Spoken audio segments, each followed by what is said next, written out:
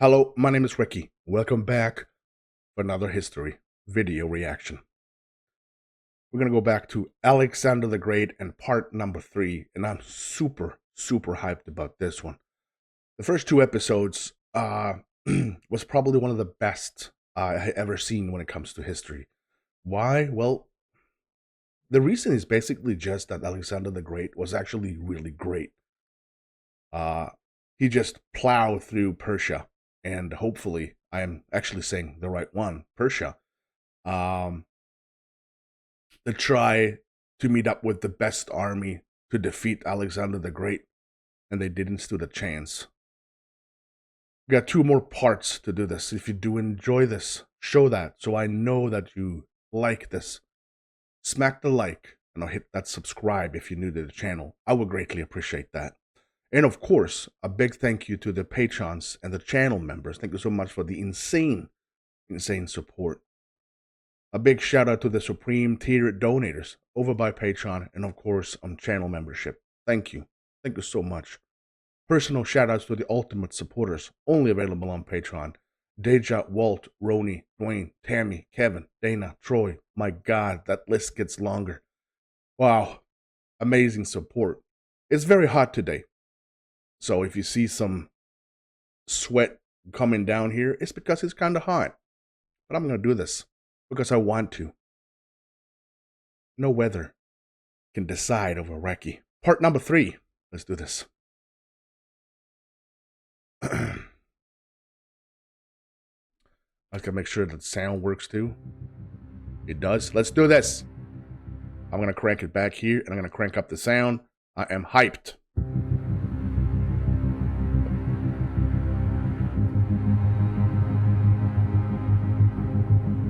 In 334 BC, Alexander, 21-year-old ruler of the small Greek kingdom of Macedonia, led an invasion of the vast Persian Empire. It seemed impossible odds. But thanks to Greek military dominance and Alexander's fearless leadership, he won 2 great battles against the Persians, at the river Granicus and at Issus.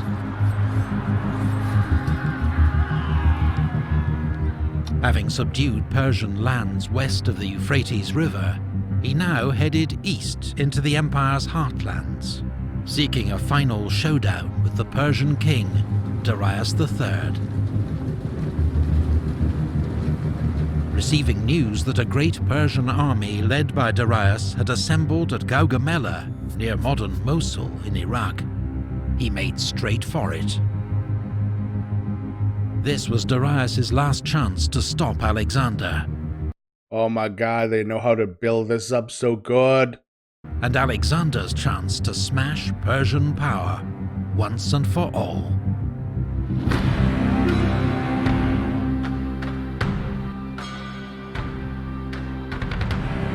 To the Battle of Gaugamela.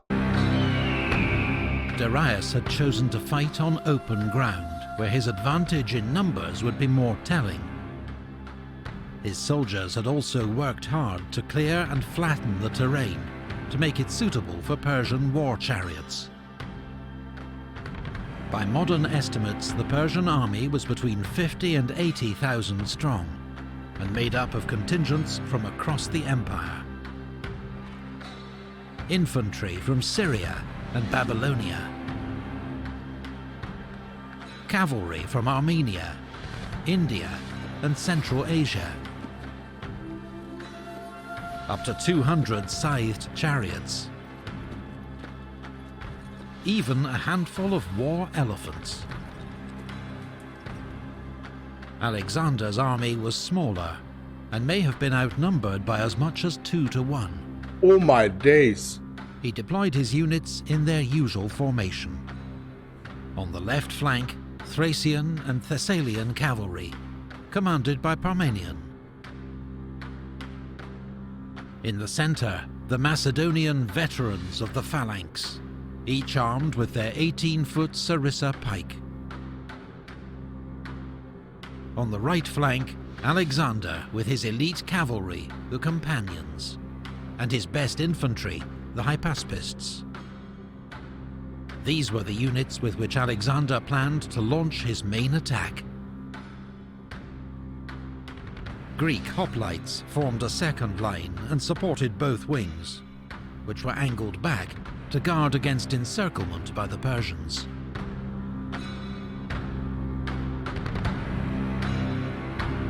Whoa. The battle began when Alexander led his wing out to the right, a move that took the Persians by surprise. Could Alexander really be trying to encircle their huge army? The Persians mirrored his movement, taking troops away from their centre to outflank Alexander and prevent him leaving the area they'd cleared for the Persian chariots. Got a plan here, Mr. Alexander. But Alexander's unusual maneuver was a trap to entice the Persians to weaken their centre. When he saw that it had worked, he ordered his Greek cavalry to charge, to keep the Persians fixed in position. Anyone else has goosebumps? Let me know in the comment section, because I'm sitting with goosebumps.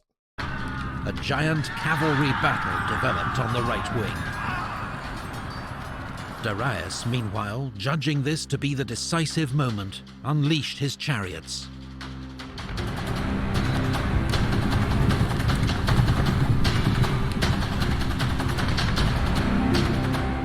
But expert Agrianes javelin throwers took out horses and crews, while the Greek infantry opened lanes, allowing the chariots to pass harmlessly through.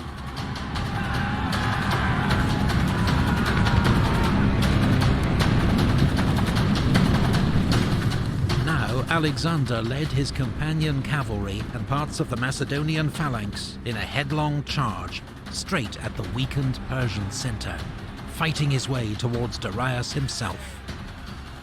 The sudden ferocity of Alexander's assault threw the Persians into panic. The centre of the army broke and ran, King Darius himself leading the rout.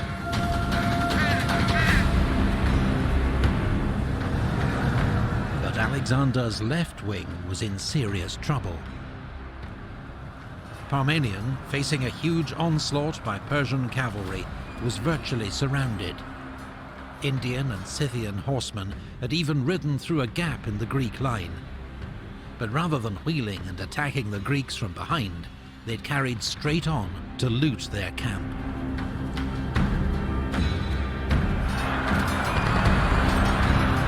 Parmenion sent a desperate appeal to Alexander for help.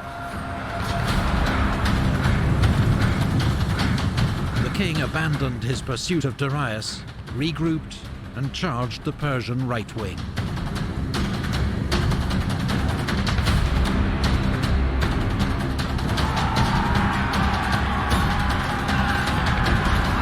It was the hardest and bloodiest fighting of the battle, claiming the lives of 60 of Alexander's companions.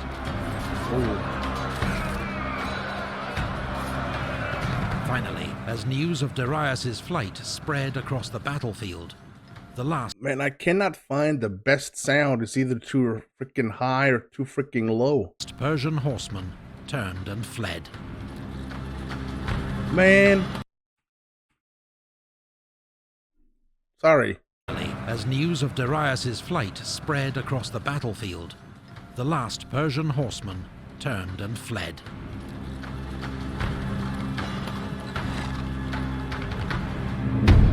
The Battle of Gaugamela was a stunning and complete victory for Alexander.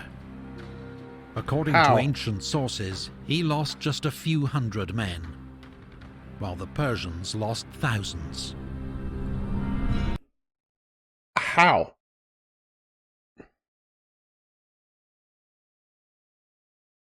His tactics was so way out of his time and to the future. Every time he got into a battle, he stunned the enemies. And the reaction was, what are we doing? All the traps he set, Alexander. The enemies always, it seems like always, took the bait. And I don't understand. I want to meet him. He'll probably just kill me, but I want to meet him anyway. Well, he's dead, but Alexander had routed Darius's great army. And now the road to Babylon, the empire's main capital, lay open. The Macedonian king entered the great city in triumph, recognized by Persian officials as its new rightful ruler. So too at the city of Susa, where Alexander ceremonially took his seat upon the royal throne of Persia. In the Zagros Mountains, at a pass known as the Persian Gates, a courageous Persian force held up Alexander's army for a month. The Greeks eventually found a mountain path that bypassed their position, allowing them to encircle and wipe out the defenders. In early 330 BC, Alexander reached Persepolis, the empire's ceremonial capital. Alexander wanted to appear as a liberator to the Persians, as a legitimate successor to King Darius. But now he ordered Persepolis to be pillaged and burnt.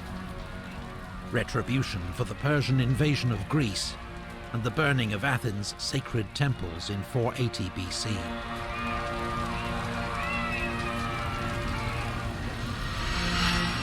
Alexander now headed north into Media, where Darius had taken refuge in the royal city of Ecbatana. Alexander was determined to capture Darius, but the fugitive king fled east in the hope of raising a new army in the provinces of Parthia, Bactria, and Sogdia. It was not to be.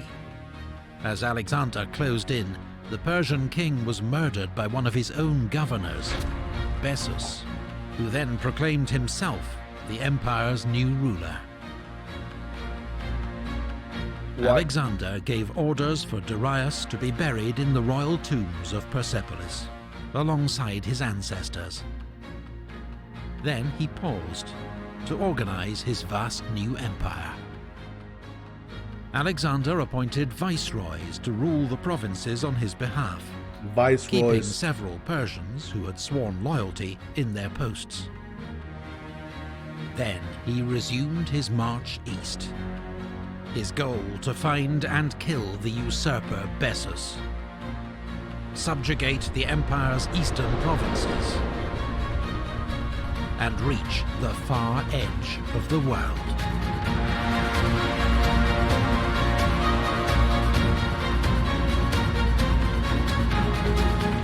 Research and artwork for this video comes from Osprey Publishing's extensive range of books on ancient history. Every Osprey book examines a particular battle, campaign, or combat unit in authoritative, meticulous detail. And with more than 3,000 titles, they cover everything from ancient warfare to modern conflict. Visit their website to see their online catalogue. Thank you to all the Patreon supporters who made this video possible, and to the channel Invicta. Find out more about Alexander's incredible story in their Moments in History series. Oh my god, I don't know what to say. I didn't think that the the episodes can keep this amount of intensity. I think the video was about, was it? It was about almost 11 minutes, and that 11 minutes just flew by like nothing. I freaking enjoyed this so much. I love history. I really love history. Let me know what you think. And again, you have to smack the like if you enjoy, so I know that this stuff is to your liking.